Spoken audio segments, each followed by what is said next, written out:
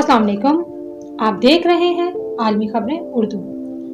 पाकिस्तान और दुनिया भर की खबरें जानने के लिए हमारे चैनल को सब्सक्राइब करें और बेल आइकन दबाना ना भूलें। कोरोना की वजह से पूरी दुनिया में लॉकडाउन है, जिसकी वजह से पूरी दुनिया की मईशत के लिए खतरे की घंटी बज गई है। पाकिस्तान के मुशीर तिजारत अब्दुल रज़ाक दाऊद ने कहा है कि पाकिस्तान माशी हालात के नाजुक मोड़ पर पहुंच गया है। कोरोना की वजह से पाकिस्तान की बरामदत में 3 अरब डॉलर की कमी का इम्कान है। पाकिस्तान का बजट खसारा 8.7 से 9.5% तक पहुंच सकता है। और बरतानिया के वजीर खजाना ने भी कहा है कि 1 सदी बाद बरतानवी मईशत का बदतरीन साल है।